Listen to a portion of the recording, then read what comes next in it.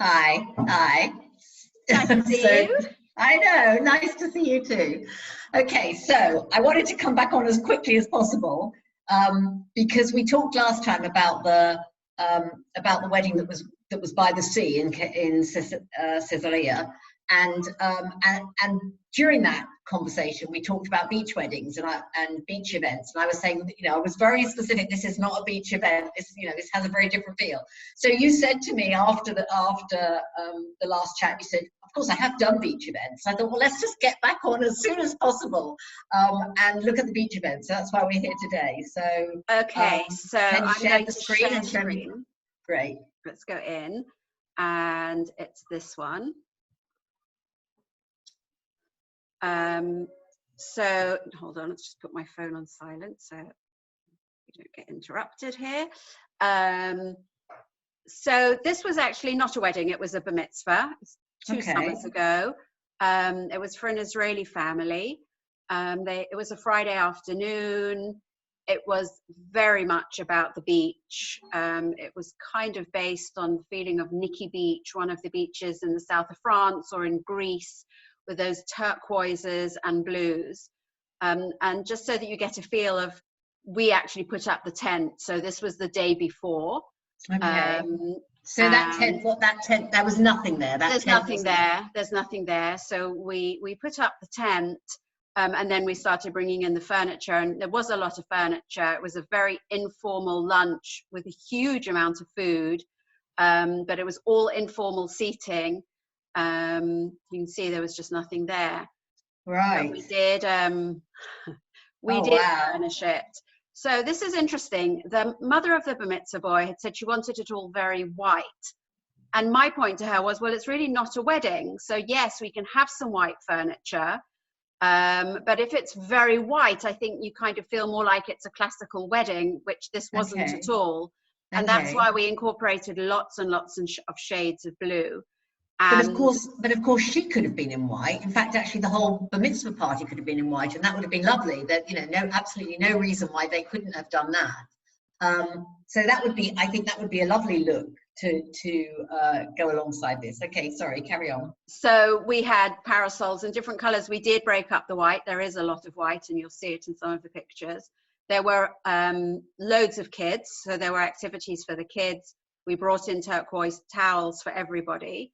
But just so that you can see, there were 3 or 4 formal tables with chairs. There were some elderly grandparents, some elderly great uncles and aunts.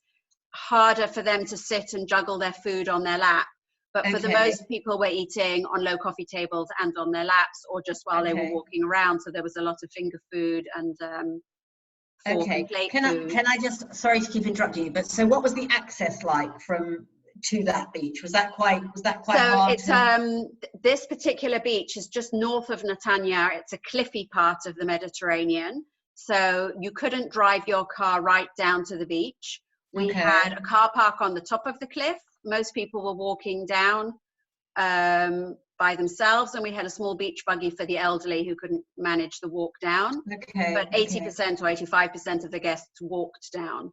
The hostess, the host and hostess, the parents of the bar mitzvah boy, had told their guests it would be a beach party.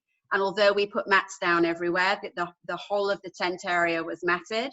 There was sand, people were in swimsuits, they went into the water, the kids had lots of water activities. Right. There was no way people were going to be wearing high heels at this event. No. But I'm thinking about, I'm thinking about the bar mitzvah party, and I'm also thinking about the older relatives and guests and what they might want to be wearing for something like this, because clearly the young ones can be in kind of a sundress or a play suit and flip-flops, but that's fine for sort of 13 to 16-year-olds or something. But several decades on, not such a good look. So okay, interesting. Carry on, sorry. So it was very much mix and match, something I like to do quite a lot, with quite a lot of contrasting patterns. It all comes together very nicely, but lots of match and mismatch. We had a great big water slide. We had volleyball. We had activities inside the water too. We had a sort of climbing apparatus inside the water. this was a really, really fun event. Lovely. Really, really good fun event. So this was just, there was no formal religious anything to do with this. It was just the party. This was just the party. He read his portion, and everything's at some other place at some other time or whatever. Yeah. Okay. Yeah. Okay. The day before, Understood. Thursday morning, and they did do some kind of lunch the next day as well, because this was a Friday morning. So they had done something Thursday morning. This was Friday lunch, and we went all the way down into sunset. They were not religious, and they stayed on the beach until about 8 in the evening. Okay, lovely. And then we dismantled.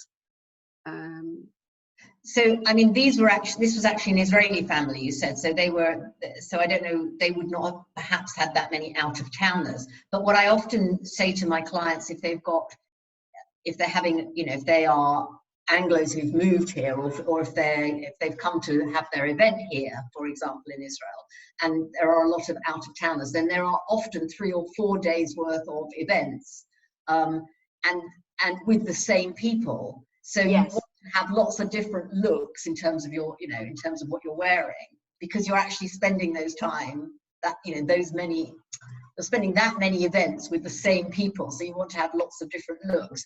And so that in itself is also a styling challenge, that you've got all your looks ready for the whole period. So you don't have to be thinking about what to wear on the, on the Shabbat.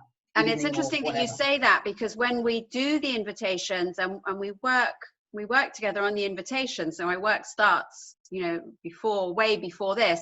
And on the invitations, we'll very often do a dress code for each event. Right. And we'll say something like, don't wear high heels, or don't wear stilettos, something with a joke, or a stiletto shoe with a red cross, across it, just so that people know what to pack, especially if they're coming from overseas. But even if they're all Israelis, these guests are all Israelis. And I said to the hostess, when you let your friends know, because she only sent a save the day by WhatsApp. And I said, you need to tell people that they're on the beach. Yeah, absolutely. Otherwise they're going to be, dressed inappropriately. Absolutely.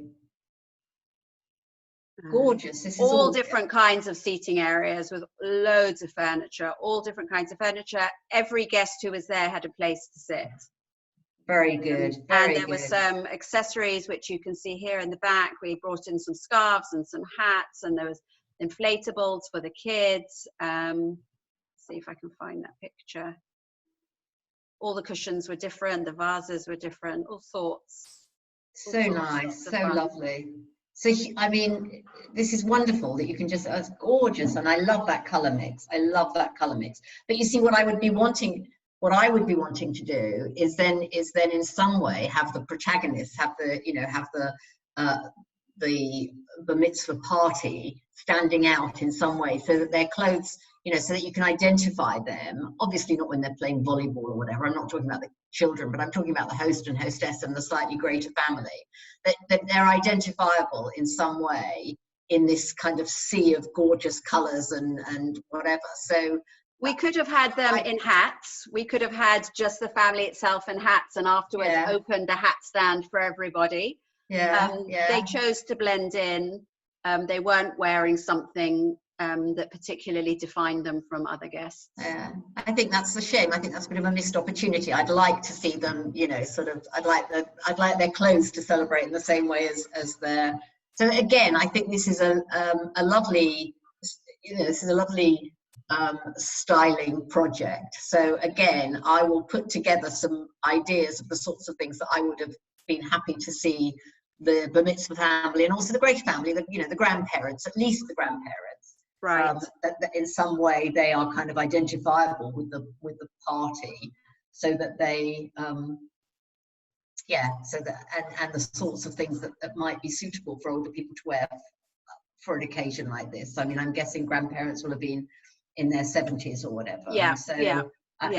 Possibly very fit and well, but if they're less fit and well, then like the kind of footwear that you would suggest wearing, that sort of thing. I'll put together some ideas about that and post that on the group so that people can get a bit of inspiration. I mean, it's lovely. It's absolutely gorgeous. There can't be anybody looking at this who doesn't think Oh, sorry, it's gone very dark. Hang on a minute. Let me just turn that light back on. While you turn on the light, I'll just talk a little bit about what we had here in our little stall. We had hats and flip-flops and towels, and we had backgammon games, and we had beach games, inflatable balls, matcot, that Israeli game where you have like table tennis but with wooden bats, all sorts of things, and a lot of branding with the Barmitzvah boy's name on. So nice, there was lots of things for them to do. I mean, I was just about to say, there can't be anybody looking at these pictures that doesn't want to be part of that event. I mean, and that, you know, that must be the sign of a really successful, I want to say staging, but you know, that you just want to be there. You absolutely just want to be there. And I don't even like sand. Going to show you very briefly pictures of the bar and the food itself. So we were serving drinks out of coconut husks, which is fun. Wow. And quite Hawaiian, all sorts of fruit shakes that they made on the spot, and then served them, which was lots of fun. The food was phenomenal. It was Mediterranean style, very, very colorful, very, very fresh and vibrant. God, I can't even remember what this is. Something very exciting with dry ice. I'm not sure what that was. So I can't remember. I'll have to go back and look at the menu. That's Paul Assenheim of Better Together, mixing up something there with his dry ice, always concocting something fabulous.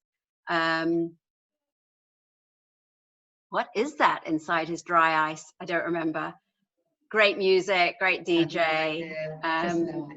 There's a picture here. The food is always beautifully presented. I actually wanted to find the picture of the meat just to show you how amazing the food was. That's one of them. Wow. All the food was cooked fresh there, you know, nothing in warming ovens. I think there's probably more. Lots of fun. This was a really lovely. Yeah, no, really lovely. And you know, and informal enough, like informal enough to be appropriate for a kind of, but for, you know, a beach party, right? And yet yet perfectly executed, so that, you know, there's almost more of an art for everything to be perfect when you're trying to make it informal. And you could see how that could be dressed up in order to be a wedding and not a bar mitzvah, and there is a difference, and I think we'll talk about that somewhere else. I'm going to come out of it and stop the share.